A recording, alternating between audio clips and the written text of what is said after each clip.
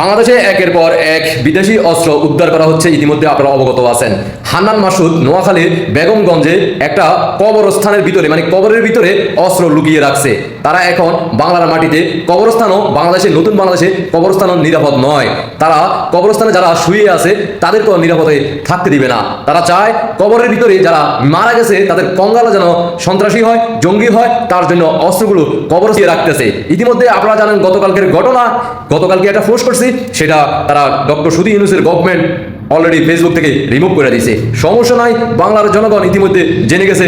আজকের ভিডিও দেখেন আর দেশবাসীকে দ্রুত দেখার সুযোগ করে দেন। ইতিমধ্যে বিভিন্ন নিউজ চ্যানেলে দেখানো হচ্ছে বিদেশি অস্ত্র না বলে তারা বলতেছে এটা দেশীয় অস্ত্র, নোয়াখালী বেগমগঞ্জে নাকি এটা তৈরি করা হয়েছে। কিন্তু বাংলার মানুষ তো অস্ত্র দেখে বুঝতে পারতেছে, চিনতে পারতেছে বাংলাদেশের অস্ত্র যদি তৈরি করে তাহলে এত সুন্দর অস্ত্র, এত সুন্দর ফ্রেশ অস্ত্র বাংলার মাটিতে কখনো উৎপাদন করতে পারে না, তৈরি করতে পারে না। দেখতে থাকুন। নোয়াখালীর বেগমগঞ্জ উপজেলায় একটি ভাঙা কবর থেকে উদ্ধার করা হয়েছে 7টি আগ্নেয়াস্ত্র।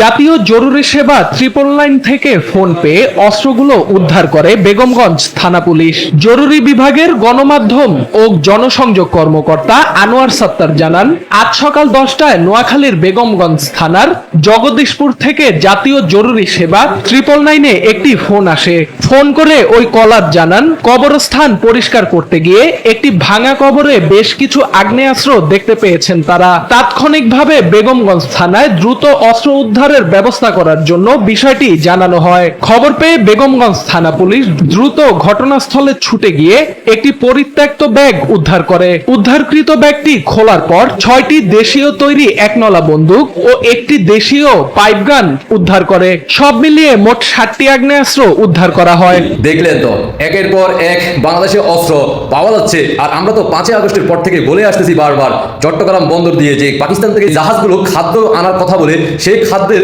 অস্ত্রের ভান্ডার আসতেছে, আমরা সেটা বলে আসতেছি। ন্যাটো, আফগানিস্তান, পাকিস্তান থেকে অস্ত্রের গোলা বারুদ বাংলাদেশে প্রত্যেক ঘরে ঘরে আসতেছে, ঢুকতেছে এবং এই মুহূর্তে কবরস্থানের ভিতরেও তারা রাখতেছে। দেশবাসীকে দেখার সুযোগ করে দিবেন, বাংলার মানুষ এই বাংলার ভূখণ্ডকে রক্ষা করতে হলে যদি পাকিস্তান আফগানিস্তান না হোক, যদি এটা চান তাহলে অবশ্যই সবাই জায়গা থেকে প্রতিবাদে গর্জে উঠুন, রুখে দাঁড়ান। এই বাংলার মাটিকে রাজাকার মুক্ত করতেই হবে। এই বাংলাদেশে কোনো ধরনের জঙ্গি আস্তানা করা যাবে না, কারণ যদি জঙ্গি আস্তানা একবার হয়ে যায় তাহলে বহির্বিশ্বের শক্তি বাংলাদেশে প্রবেশ করতে তারা সুযোগ পাবে, তারা অভিযান চালানোর নামে এই বাংলাদেশকে দখল করবে। আর সেটাকে বাস্তবায়ন করার জন্য ডক্টর সুধী ইউনূস, উপদেষ্টা মন্ডলী আসিফ নজরুল থেকে শুরু করে বিশ্বভার পাল, ডক্টর শফিকুর রহমান ডাসমির শফি সহকারে, জারাবাবি এনসিবি জারাবাবি সহকারে এরা একের পর এক সুপরিকল্পিতভাবে এই বাংলাদেশের ভূখণ্ডকে ব্যবহার করতেছে, জঙ্গি বাহিনী তৈরি করতেছে। হান্নান মাসুদ একের পর এক থ্রেট দিচ্ছে এই অস্ত্রের কারণে, কারণ তাদের প্রত্যেকটা এনসিবি নেতাকর্মীরা তারা জানে কোথায় কোন জায়গায় অস্ত্র তারা ইতিমধ্যে কোথায় রাখা হয়েছে, তারা অবগত আছে কতগুলো অস্ত্র এই বাংলার মাটিতে ঢুকছে, সেটা ভালো করে তারা জানে। বাংলাদেশ সেনাবাহিনী ওয়াকারুজ্জামান সাহেব আপনার দৃষ্টি আকর্ষণ করে বলতে চাই, একদিকে মুক্তিযুদ্ধ মারা হচ্ছে, একদিকে একের পর এক বিদেশি অস্ত্র, অন্যদিকে রাজাকার বংশের মাওলানারা ডিসেম্বর মাস তারা বিজয় দিবস মানতে রাজি না, তারা 16ই ডিসেম্বর মানতে রাজি না, তারা 71 মানতে রাজি না, তারা এই বাংলাদেশ স্বাধীন হয়েছে সেটা মানতে রাজি না। সকল কিছু দায়ভার কিন্তু আমাদের ওয়াকারুজ্জামান সাহেবের দৃষ্টি আকর্ষণ করে বলতে চাই, আপনাকে দায়িত্ব নিতে হবে, কারণ ভবিষ্যতে আপনি কাঠগড়া দাঁড়াতে প্রস্তুত থাকেন। ধন্যবাদ, আল্লাহ হাফেজ।